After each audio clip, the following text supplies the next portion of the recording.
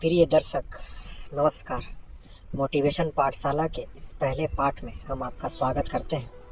आपने वीडियो का टाइटल और थंबनेल तो देख ही लिया होगा। अब कहानी शुरू करते हैं। एक महात्मा के पास एक बच्चा आता है और महात्मा से पूछता है कि महात्मा, मेरी एक परेशानी है, आप मेरी मदद करें। महात्मा जवाब देते हैं कि बताओ बालक, क्या तुम्हें परेशानी है। बालक बोलता है कि हम सभी लोगों के पास महात्मा, भगवान ने 2 हाथ, 2 कान, 2 पैर, एक दिमाग दिया है, लेकिन थोड़े से ही लोग क्यों सफल होते हैं और उन्हीं की इज्जत क्यों सिर्फ लोग करते हैं। ऐसा क्या फ़र्क होता है? सफल और असफल इन 2 प्रकार के लोगों में क्या फ़र्क होता है?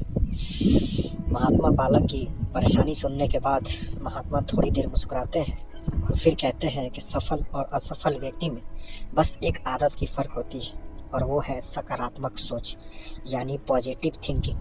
हम किसी परिस्थिति में क्या सोचते हैं, क्या नहीं सोचते हैं, या हम किसी परिस्थिति में क्या सोचते हैं, कैसा सोचते हैं, ये हमारे जीवन में बहुत ही महत्व रखता है।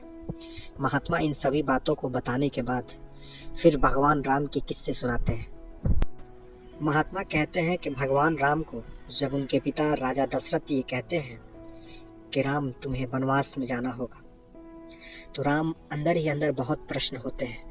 मन ही मन सोचते हैं कि अच्छा है, मैं तपस्या करूंगा और बहुत कुछ नई चीज़ सीखूंगा। रही बात राजपाट की, तो वो लक्ष्मण देखेगा और वो भी धीरे धीरे सीख जाएगा। महात्मा फिर कहते हैं कि देखो बालक, राम की यही सकारात्मक सोच उनको अलग करती है।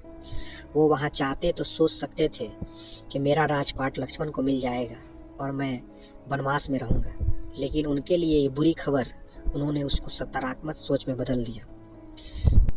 उन्होंने इस नकारात्मक सोच को या नकारात्मक खबर को उन्होंने सकारात्मक सोच में बदल दिया। यहीं पे बहुत कुछ सीखा जा सकता है। यही फ़र्क होता है नकारात्मक और सकारात्मक सोच में। किसी हालात में हम जब किसी चीज़ को सोचते हैं, क्या सोचते हैं, ये हमारे सफलता के लिए बहुत ही मायने रखता है। और सफल व्यक्ति नकारात्मक चीज़ों में से ही सकारात्मक चीज़ें निकाल लेता है और असफल व्यक्ति सकारात्मक चीज़ों में से नकारात्मक चीज़ निकाल लेता है। महात्मा फिर कहते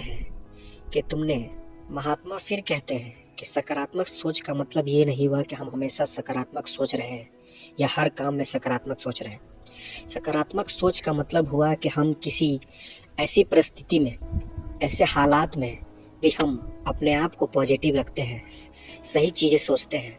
गलत चीज़ें हो रहा हो फिर भी हम उसमें से सही चीज़ें निकाल लेते हैं, वही सकारात्मक सोच होता है। महात्मा फिर बालक से कहते हैं कि तुमको एक और उदाहरण से समझाते हैं कि दुनिया के पहले व्यक्ति जिन्होंने बल्ब की खोज की थी, थॉमस एडिसन, उनकी जब लैब में आग लग गई थी, जिस प्रयोगशाला में वो अपनी लाइट या लैब की खोज कर रहे थे, तब उनके लैब में आग लग गई थी।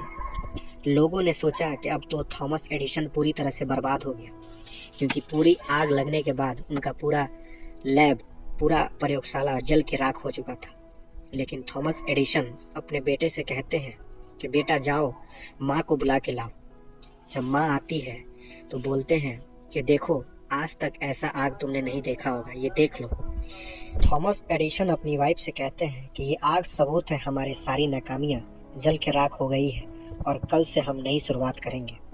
थॉमस एडिसन अगर हार के नकारात्मक सोच के साथ अगर बैठ जाते तो फिर लाइट या बल्ब का खोज नहीं हो पाता।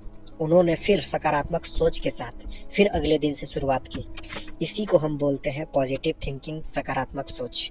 हम किसी ऐसे परिस्थिति में भी पॉजिटिविटी या सकारात्मक सोच के साथ बने हुए हैं, वही चीज़ हमें जीवन में आगे बढ़ाती है। और एक सफल व्यक्ति और एक असफल व्यक्ति में यही पॉजिटिव थिंकिंग बहुत मायने रखती है। महात्मा इस बालक को समझाते हुए कहते हैं कि सकारात्मक सोच के साथ आगे बढ़ने से हम जीवन में बहुत ही आगे तक या सफल हो सकते हैं।